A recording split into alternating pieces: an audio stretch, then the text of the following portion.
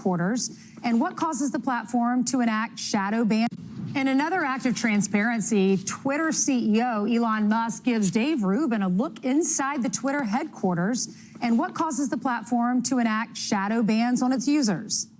Yep, Musk telling Rubin, the Rubin Report host and former victim of Twitter suspension. He was the first to be exposed, by the way. The whole situation is a flaming dumpster rolling down the street. Guess what? Dave joins us now. Dave, good morning. Good morning. Good morning, guys. I have to tell you, after being in San Francisco for about 48 hours, a flaming dumpster rolling down the street was pretty much the exact right metaphor. Well, take us behind the scenes, Dave, of what you saw when you got this tour of Twitter. Yeah, well, for about 2 weeks, I had been doing some work behind the scenes with some engineers, just looking into my account because, like you guys, we're seeing really weird engagement. It seems to completely disappear, then come back a little bit. You don't see certain people in your timeline, a whole bunch more. So they were kind of going through some stuff with me on the DL. And then suddenly I got a call on Tuesday. Hey, can you be in San Francisco in a couple hours? So I jumped on a plane, sat in the back row, middle seat, did not recline, made it to San Francisco basically a little bit after midnight.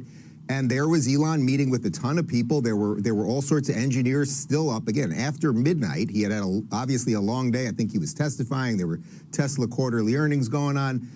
We sat down briefly on the first night, and I told him what was going on. He said, look, I've had a very long day. If you need me to stay right now, I'll stay. We can work this through tonight. Otherwise, let's do it tomorrow. And I thought just that in and of itself, I mean, here's the world's richest guy who's busting his butt, willing to stay. I said, no, we could do it tomorrow. And then the next day, we had a couple hours with Elon and then a whole bunch of hours with the engineers. And they are finding out incredible stuff. I mean, the whole system behind Twitter, in essence, was built to shadow ban, was built to suppress certain voices and elevate others.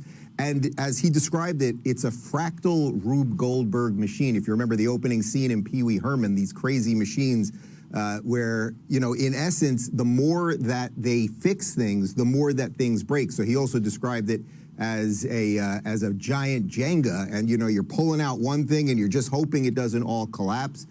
But he's working hard. They've got great engineers on it. You know, they brought people in from Tesla and SpaceX, and they're trying. But it's a big job, and he does realize the gravity of the situation because without Twitter, you know, our ability to communicate in this 2023 world, whether we like it or not, would be hampered severely. And we were trying to find out, too, on the subplot, is what was happening during the 2020 election to suppress all pro-Trump thought, and anytime Trump would trend positively, somehow it would be looked at as Russian disinformation. When lawmakers were told to back off, they went ahead and said lies anyway. And you were the first to be, they admitted, we found out that Dave Rubin was shadow banned. The latest tranche, Matt Taibbi went out to the West Coast and found out about Hamilton 68, which is considered a group call with Michael Morrell, with Michael McFaul, former ambassador to Russia, John Podesta, Bill Kristol, as well as, and I think a couple more. They put together this group to really try to destroy any positive Trump thought on Twitter. Here's what Matt Taibbi walked out with.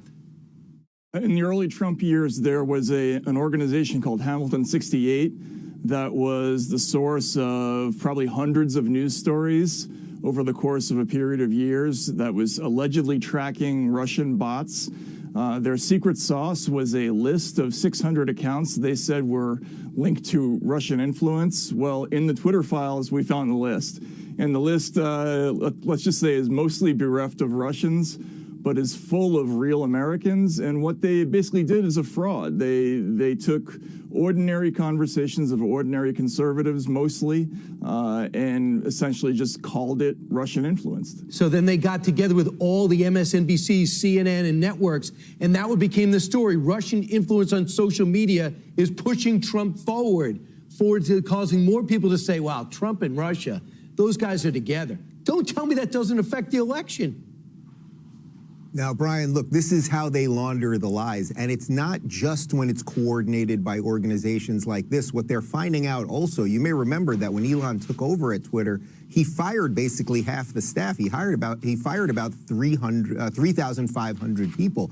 They are still finding people inside that are perhaps doing bad things. And also, the way code works, as he described to me, I know not all your viewers are coders, nor am I, but you're basically looking at a tiramisu layer cake. And as you fix one layer and then you realize how many other problems are on it, and you may have screwed something up.